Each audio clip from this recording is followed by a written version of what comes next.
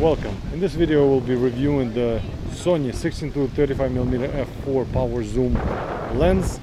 Let's put the microphone over here. I will be using the lens itself to record this entire video without any picture profiles, so you can get a feel of what it can produce with a 4K camera.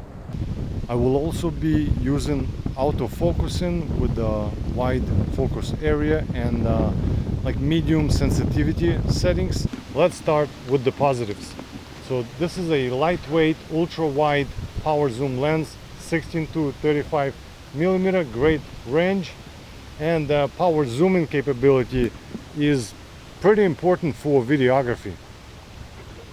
What I like about power zoom lenses is that the focal range is displayed on the screen and you can control it wirelessly with a remote controller like this. One of my favorite positives is the fact that this lens doesn't extend when you zooming in or zooming out, because the zoom mechanism is internal. This is good for longevity, durability, and gimbal work. I like the zoom and focus rings. They have a good grip to them, easy to turn. You can do it with one finger, and the zoom ring is a bit harder to turn. There's a lot of controls on the lens itself, like the zoom toggle, shortcut button, manual autofocus and switch, also the aperture ring and the clicker. All of these things are very useful for both photography and video. There is a rubber gasket seal around the lens mount. This is good news in case if you're doing something in the rain or like snow, chances are nothing's gonna get through that and your camera is gonna be safe. Highly likely.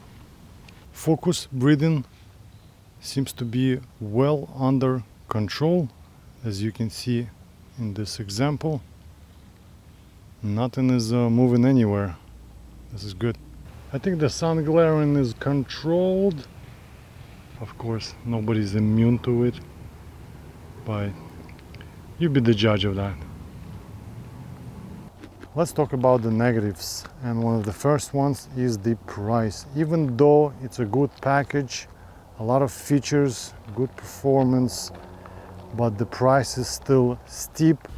The lens doesn't have stabilization, so if you're using older bodies like Sony a6000 series, 72mm filter thread, it's not a big problem, but 67mm would have been better. It's just more popular.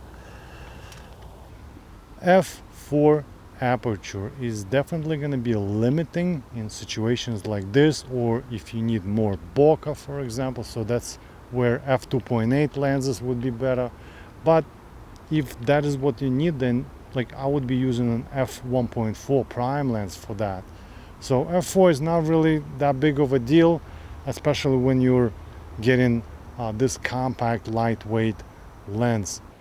The conclusion: this is a compact ultra wide internal zoom, power zoom, with good focal range, visual performance, and on lens control.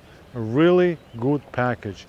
It's great for vlogging, landscape, real estate, but keep in mind the f4 aperture, as it will let you down in some situations. Thank you for watching, and I'll see you in the next one. Bye bye.